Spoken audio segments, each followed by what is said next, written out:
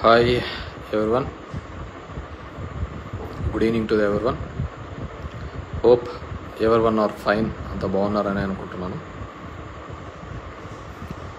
So ఈ couple of days తర్వాత అసెంబ్లీలో జరిగిన పరిణామాలు కానీ లేకుంటే బయట జరుగుతున్న పరిణామాలు కావచ్చు, జస్ట్ అలా షేర్ చేసి మాట్లాడదామనే ఉద్దేశంతో ఈ వీడియో పెట్టడం జరుగుతుంది. సో 2024లో ఒక మ్యాండేట్ ఇచ్చినారు, జనాలు మ్యాండేట్ ఇచ్చినారు.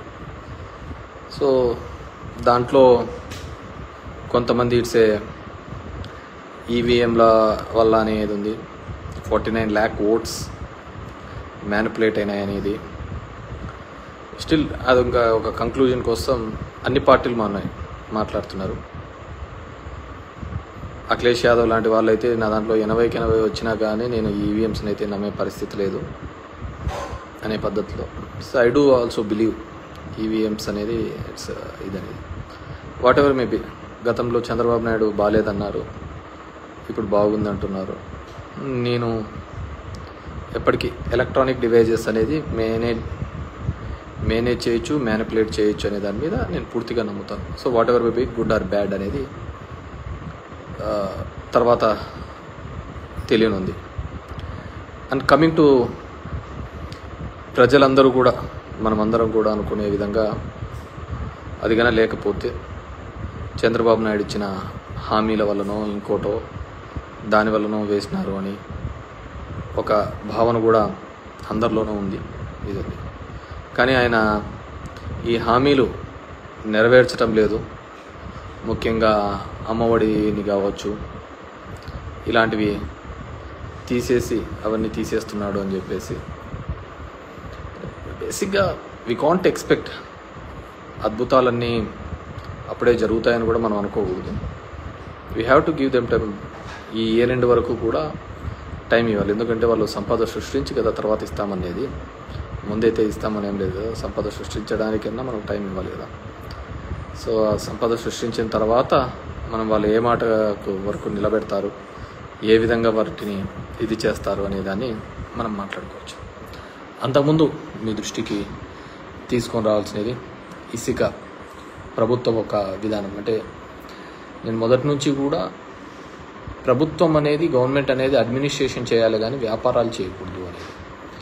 దాంట్లో 2 బిగ్ మిస్టేక్స్ వచ్చి, ఒకటి ఇసుక, మందు. ఆ 2 వ్యాపారాలు గవర్నమెంట్ చేయాల్సిన వ్యాపారాలు కాదు, అది థర్డ్ పార్టీ చేయాల్సిన వ్యాపారాలు. మనం అడ్మినిస్ట్రేషన్ స్టిల్ ఈ గవర్నమెంట్ కూడా అదే కంటిన్యూ చేస్తుంది. వాళ్ళు ఏదైతే మారుస్తామన్నారో వాటిని మార్చకుండా తిరిగి అదే కంటిన్యూ చేయడం జరుగుతుంది. ఇట్స్ వాళ్ళ ఇది. ఇసుక అనేది ఉచితమన్నారు, అది ఏ విధంగా దొరుకుతుందో మనందరికీ తెలిసింది. ఇప్పుడు రోజు మనం ఉన్నప్పుడు తెస్తూ ఉంటే అప్పుల వారం అని, మంగళవారం అని అంటూ ఇప్పుడు చూస్తుంటే దగ్గర 32,000 కోట్లు డిఫరెంట్ రూపాల్లో తీసుకొని వచ్చారు. మరి అది ఎక్కడ ఖర్చు పెడుతున్నారో, ఎవరు ఖర్చు పెడుతున్నారో, ఎలా ఖర్చు పెడుతున్నారో కూడా తెలియటం లేదు. సో అది దాని గురించి ఒకటి. రెండోది చెత్త పన్ను. అప్పుడు వేసినప్పుడు చెత్త పన్ను వేసినందుకు చెత్త ముఖ్యమంత్రి అని కూడా మాట్లాడడం జరిగింది. చెత్త పన్ను అనేది చెత్తను కలెక్ట్ చేసుకోవడానికి ఖచ్చితంగా ప్రపంచ దేశాల్లో కావచ్చు, ఏ దేశంలో కూడా శానిటేషన్ బాగుండాలి అంటే ఖచ్చితంగా ఆ చెత్తను కలెక్ట్ చేసుకోవడానికి ఎవరికో ఒకరికి అప్పచెప్పాలి. లేదంటే నువ్వు తీసుకొని పోయి డంప్ యార్డ్లో వేయలేము కదా, మనమంతా చెత్త తీసుకొని పోయి. సో దాని ఒక మెకానిజం ఉండాలి. సో ఆ రోజు ప్రతిపక్షంలో ఉన్నప్పుడు వాళ్ళు మాట్లాడినారు ఆ విధంగా వేయకూడదని. కానీ ఇప్పుడు మళ్ళీ వేయచ్చు, అది చెయ్యొచ్చు అనే పద్ధతిలో వాళ్ళు కూడా ఇంప్లిమెంట్ చేస్తున్నట్టు. పవన్ కళ్యాణ్ గారు కూడా అది మళ్ళీ ఎక్కడో ఇంప్లిమెంట్ చేస్తున్నట్టు నేను చూశాను. వెదర్ అది కరెక్టా తప్ప అని కూడా నాకు తెలియదు. కానీ ఖచ్చితంగా చెత్త కలెక్ట్ చేయడంలో మాత్రం నేను అప్పుడు సమర్థిస్తున్నాను, ఇప్పుడు సమర్థిస్తున్నాను. అది పవన్ కళ్యాణ్ గారు అది వేసి ఉన్నా కానీ అది కరెక్టే. ఎందుకు అంటే ఖచ్చితంగా నీ ఇంటి చెత్తను నువ్వు తీసుకొని పోయి డంప్ యార్డ్లో వేయలేవు. ఎవరో థర్డ్ పార్టీ తీసుకొని పోయి అది తడి చెత్త పొడి చెత్తగా వేరు చేయాలా, దాన్ని సాగ్రిగేట్ చేసుకొని తీసుకోకపోతే దానివల్ల ఏదైనా ఉపయోగం ఉంటుంది. సో దాన్ని ఆ రోజు వాళ్ళు ప్రతిపక్షంలో రాజకీయంగా వాడుకోవచ్చు, కానీ ప్రజల శ్రేయస్సు కోసం అయితే దట్స్ బెటర్. లేకుంటే మొత్తం చెత్త అంతా తీసుకొని పోయి కాలువలలో వేస్తారు, ఇంటి ముందర వేస్తుంటారు. దానివల్ల రోగాలు ఇవి తప్ప వేరేది ఏది రాదు. సో అది ఆ రోజు వాళ్ళకి తెలియకపోయి ఉండొచ్చు, తెలిసి ఉండొచ్చు, కానీ రాజకీయంగా ఏదో ఒకటి నింద అనేవి వేస్తుండే. ఇప్పుడు మళ్ళీ ఇంప్లిమెంట్ చేస్తున్నారని నేను అనుకుంటున్నాను. ఆ విధంగా చేస్తేనే దానివల్ల ఉపయోగం ఉంటుంది. రెండోది వచ్చి ద మెయిన్ వచ్చి రీసర్వేకి అదేదో జరిగిపోతుందని వద్దు అని చంద్రబాబు నాయుడు చెప్పినారు, అవన్నీ క్యాన్సిల్ చేస్తున్నాను, క్యాబినెట్ అప్రూవ్ అన్నారు, మళ్ళీ నిన్న చూస్తే మళ్ళీ అది కంటిన్యూ చేస్తున్నామని చెప్పడం జరుగుతుంది. రీసర్వేకి సంబంధించి నిర్మలా సీతారామన్ తన బడ్జెట్ స్పీచ్లో కూడా చెప్పడం జరిగింది. ఇవి కొన్ని రిఫార్మ్స్ తీసుకొని రాకపోతే కష్టమని, పట్టణ ప్రాంతాల్లో అయితే GIS అని, జియోగ్రఫికల్ ఇండికేషన్ సిస్టమ్ అని, ఇక్కడైతే రీసర్వే అని, టైటిలింగ్ యాక్ట్ అని ఇలాంటివి తీసుకొని రావాలని, అప్పుడైతేనే మేము కొద్దిగా లోన్స్ ఇవ్వగలుగుతామనే పద్ధతిలో వాళ్ళు మాట్లాడడం జరిగింది. సో ఎందుకు నేను చెప్తున్నానంటే, ఉదాహరణకు మా అనంతపూర్ జిల్లా లాంటి జిల్లాల్లో సర్వే నెంబర్ 50 ఉదాహరణకు ఉంటే ఆ 50లో ఉండాల్సినది 70 ఎకరాల ఎక్స్టెంట్ అయితే 150 ఎకరాలకు పాస్బుక్లు ఉంటాయి. దాంట్లో ఎవడు భూమి మీద ఉన్నాడో, ఎవడు బ్యాంకు లోన్ కోసం దొంగ పాస్బుక్లు పెట్టుకున్నాడో కూడా ఎవరికి తెలియదు. ఆ విధంగా మా జిల్లాలో దగ్గర 25 లక్షల ఎకరాలకు ల్యాండ్ కంటే ఎక్కువ పాస్బుక్స్ ఉన్నాయి. అవన్నీ ఫిల్టర్ కావాలి, అవన్నీ క్లియర్ కావాలంటే ఖచ్చితంగా రీసర్వే తప్ప వేరే దారే లేదు. అది 100 years బ్యాక్ మనకు ఒకసారి రీసర్వే జరిగింది బ్రిటిష్ కాలంలో, మళ్ళీ ఇప్పుడు రీసర్వే జరుగుతుంది. అంటే భూమి ఎంతైతే ఉన్నామో, ఫీల్డ్ లెవెల్లో ఎంతైతే భూమి ఉంటుందో వాటిని గుర్తించి చేయడం.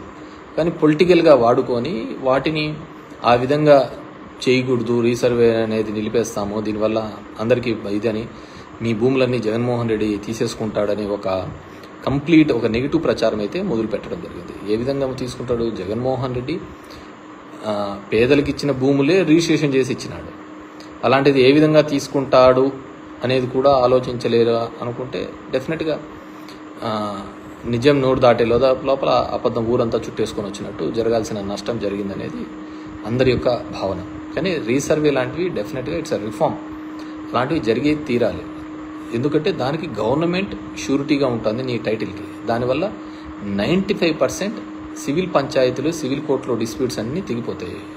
ఫీల్డ్ మీద భూమి లేకుండా చాలా పాస్బుక్స్, ఇప్పుడు మా జిల్లా చూస్తే 50 లక్షల ఎకరాలకు ఉదాహరణకు భూమి ఉంటే ఫీల్డ్ లెవెల్లో 75 లక్షల ఎకరాలకు పాస్బుక్లు ఉన్నాయి.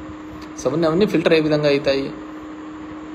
కాబట్టి వాటన్నిటినీ కూడా ఏ విధంగా చేస్తారు అని అంటే మళ్ళీ రీసర్వే ద్వారానే అవన్నీ రెక్టిఫికేషన్ అనేది కావడం జరుగుతుంది.